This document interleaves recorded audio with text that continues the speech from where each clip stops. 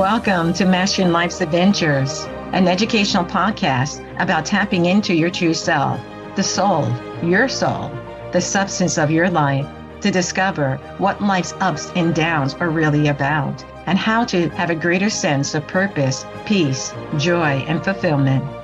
I am Dr. Judith Holder, your host, coach, psychologist, fellow seeker who enjoys diving into the connections between spirituality, psychology, wellness, and your everyday life's adventures. All preparing and polishing you like the facets of a magnificent diamond to be your best self. If you're craving more from your life, you are in the right place. Come, let's journey together and transforming what you know into who you really are. Mastering Life's Adventures begins now. Hi, I had mentioned that I was going to talk a little bit about the soul and the ego persona, and I'm going to do that in a minute. But first, I wanted to check in to see how did things go with choosing one or all of the options I left you to think about as it relates to taking 3 to 5 minutes just for still time. And what I would add to that is that if you could space those 3 to 5 minutes out throughout the day, just to intentionally take still time, it gets easier to be able to be still. Also, the other thing I asked about is what your visualization is. And put some comments in the chat. And thank you for those who put some comments in the chat, but there may be other thoughts that you might have. And so, what is those visualization? I told you mine. I would love to hear about yours. And the other is to find a couple of quotes that really reflect your sense of what the soul is. Because what you may have a sense of now, it may continue to evolve. And that's all about what life is about, is to continue to evolve our understanding. And that's what I'm interested in, because I don't like to stay stationary. I like to continue to evolve my understanding, of these concepts that we're talking about as you're living your life on a day-to-day basis and trying to pull the silver lining out of experiences that we have, the good, the bad, and the not so great experiences. So let me know your thoughts about those, if there's additional thoughts you may have. But today, we're really talking and focusing on, is it your soul or is your ego operating in your experiences and your interactions? We have been so conditioned from childhood to adulthood to focus on certain attributes that end up being more the ego, which is that energy going out, or the energy, I think I heard it as etching God out. So however you want to think of it, but it is the persona, the mask that we do wear. It has its place. So I don't think you should just throw the ego away. It has its place, but also it needs to have its place and not be the center of attention to all the things that you are engaged in, because it gets to be a little bit wobbly when the ego is, because the ego is very much always into, well, are you doing it better than me? Then I got to do it more. If I have to do it more, then it gets into competitiveness. And if it gets into competitiveness and gets into having to win every time, that then allows me to know that I'm good at what I do because I won. And that's not the way of the soul, actually. And we'll talk about the way of the soul in a minute. But the ego, which we're focusing on, really, I guess, is to think about, how am I handling challenges? Because how you handle challenges does give you an indicator about what's operating, either ego or the soul awareness and engagement. But from the ego perspective, for example, when you have a relationship breakup, that you were with someone for a good period of time and you thought things were going to work out, because of various reasons, they did not. And so you're devastated by it. Or you got a demotion and you thought you were going to get a promotion, not a demotion. So it's really created a lot of resentment and bitterness and pain and hurt in you in terms of how you're reacting to that demotion. And then there may be something with the passing of a parent or even a child, which is very, very painful. And how are we dealing with those situations? Because it can leave us depressed and feeling down and out, especially when you lose a parent and a child that it's a painful experience in itself to have that, go to that type of loss. But also on top of that, how's your ego managing it? Or is it your soul trying to manage it? the situation. Or when you have a health issue that comes out that's very, very severe health issue or scare, like a cancer scare that that comes up for you. It's like, how I deal with that challenge?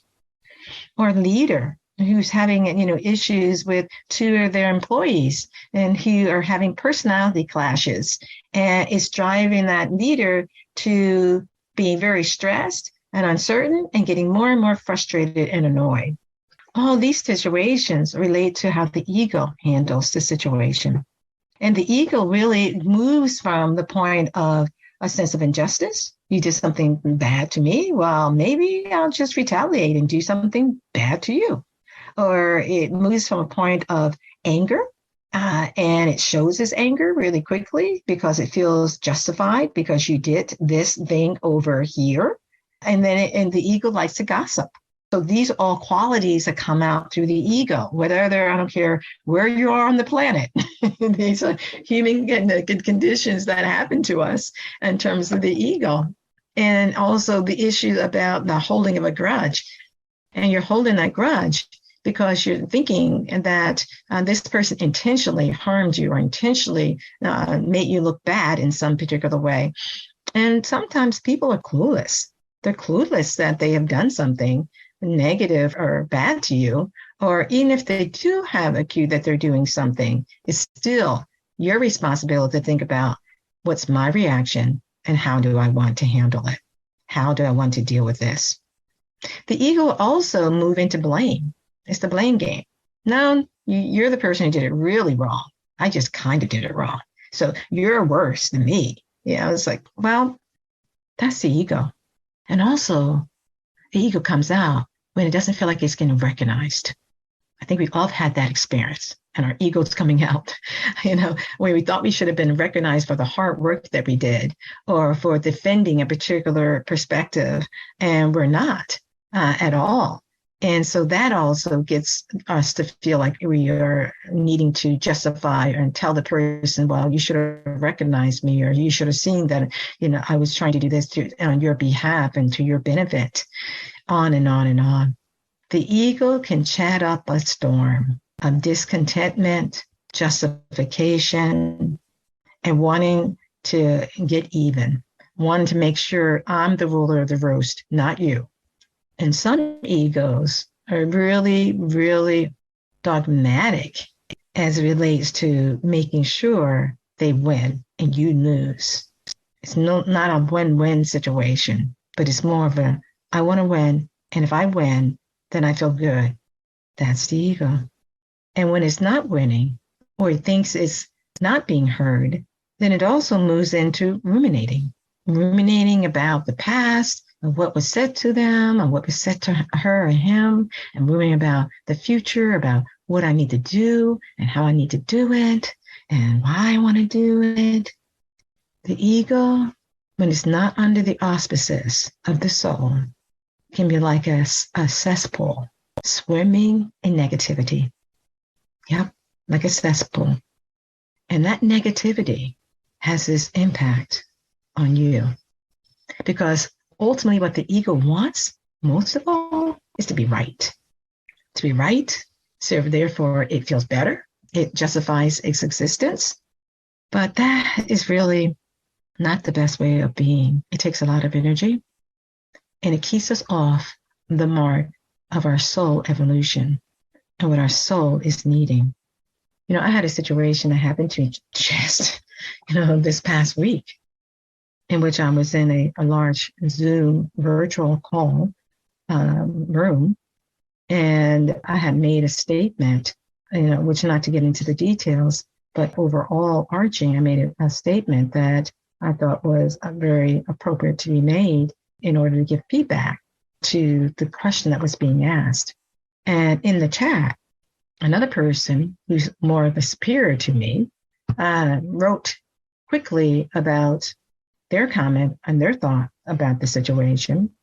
And then I tried to correct her understanding of this situation and gave her more information. And then she came back around and just wanted to say, nope, this is kind of what you need. This is how you said it or what you said. And this is what, we I want you to be aware of.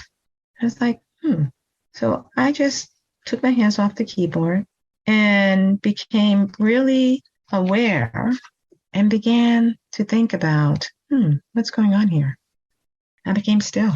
I didn't need to now go back and forth with her, trying to justify my point to be able to give clarity to her. I thought the points that I had given in the chat were clear. So we always have a choice to ask ourselves first, what's going on? Is there something I need to continue to move forward with? Or maybe it's something that I really do not. But in making that conscious decision, it allowed me to be able to say, no, I don't need to keep on going back and forth with this. I don't need to be, quote unquote, right. But there was also a part of me who did want to be right. So it wanted to continue the dialogue, but not at the expense of harmony and peace of my soul. See, there's these subtle things that go on that allows the soul to continue to blossom and grow.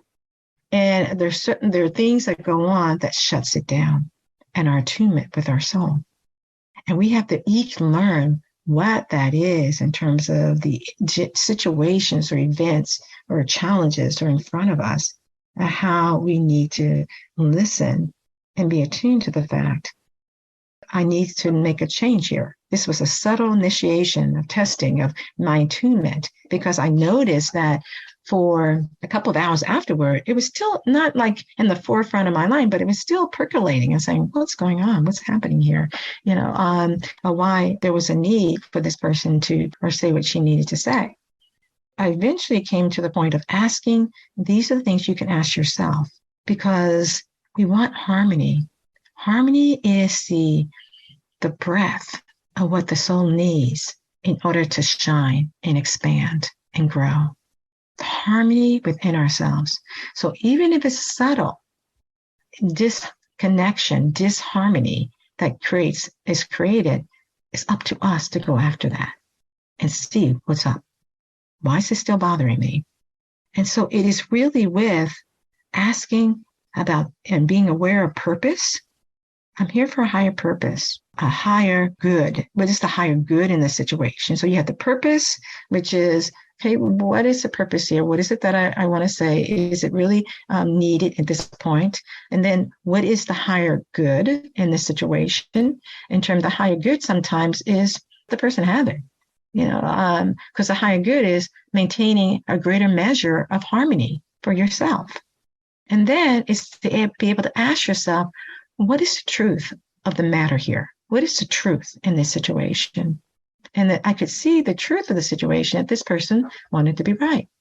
And would that besmudge me and hurt me, in terms of the comments she's making me? No, not really. But since it still had a little bit of a grain of irritation or frustration within me, and even though it was a grain of a mustard seed, it's for me to be able to go after. And I went after it through prayer. And I asked it to be resolved and dissolved within me, and that it would have a harmonious relationship with this interaction with this person moving forward. So this person sent me two emails throughout the day. I think it was 3 emails throughout the day. Not checking in on me about the situation, but other situations that we have common things. We have things in common that she needed to. And I could easily hold a grudge and just say, I'm not going to respond to her email, or I'm going to do this or do that. It's like, no, I'm going to respond. Because one of the qualities, we all should choose a quality that we want to gain a point of mastery around. And my quality is, I just want loving kindness. The virtue that I want to cultivate and I continue to want to cultivate is loving kindness. What's yours? And so in this situation, what is the loving kind thing to do? To respond, to be respectful, and keep things moving. But the only way that we can sometimes do that is be aware of our inner dialogue that is enhancing the soul, which we'll talk about in a minute, or enhancing the ego, and through this incessant negativity that we can swim in, and be aware of the outer conversations that we have with other people. Because in that process of gossip, I can go and talk about, to other people about how, this situation happened, No, I didn't do that. I don't need to do that. because I know also another truth is the power of the spoken word is very powerful. And I always want to use my words that are going to be helpful and enlightening and lifting of individuals. So this takes us to the soul. And when you're looking at the soul operating, which is the substance of your life, it looks at things through a different lens than the lens of the ego persona, the ego. And think of lens. I always like these little analogies here, or acronyms, I should say. The lens is light, energy, network of awareness, and source centered. So you're always looking at things that will uplift in terms of the light that we talked about last time, what type of image you want to have for yourself. And my soul image is light. And the energy by which this situation is occurring by, looking at the energy in which is coming to you. And so that you're aware of it, so it doesn't ruffle your feathers. And if it does, you'll be able to kind of check it and then work on it, because we're living a life of growth and development and seeing everything as opportunities to be able to grow at a soul level. And then the network of awareness is that I know there are certain laws and principles and concepts and precepts, that life does operate by. And I want to be in alignment. I want to be in alignment with the will of God in my life. And saying something nasty or mean or belligerent or having the last word, that's not what God's about. That's the human. That's the ego. That's what that's about. And I don't want to go down that path. I'm on a different path as a seeker. I'm seeking for the greater good. I'm seeking for the greater truth. I'm seeking to be able to have my soul continue to grow and blossom, to reunite or unite or be in a flow with my God source, my I am presence. Think about that for you.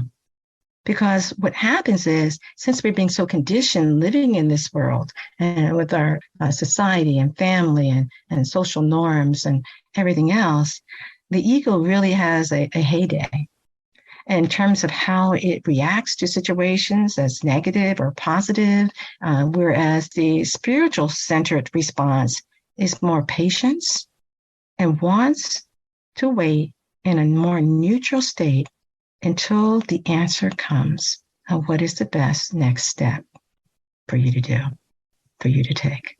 And sometimes those answers come very subtly. It comes to a person, comes to a book, it comes to a headline on something, it comes to another person. It comes in different ways, but we're being alert. Well, what's the best next step, especially in challenging situations? The situation I heard earlier wasn't necessarily a challenging situation. It's just something that just happened to me recently that really helped to give example of the ego versus the soul and how it wants to see things through and deal with the situation and when they're arising. So I'm hoping that you're having a better awareness of the ego and how it shows itself, or the ego persona, the mask by which it shows itself by, and the more subtleness and the lens by which the soul is seeing these types of situations, testings, these types of events, persons, when they're showing themselves in our world. We're always being more attuned to what is it being asked of me to do here, and how can I be kind or considerate, which is qualities of the soul, which is very sensitive and is very intuitive, and it's very much wanting to support and help in an appropriate way, but not to gain something, which is the ego then becomes stepping in there.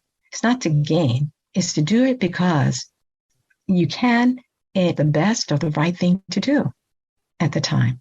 So one of the things that you can begin to do is reflect on how you would want to be in certain situations ahead of time.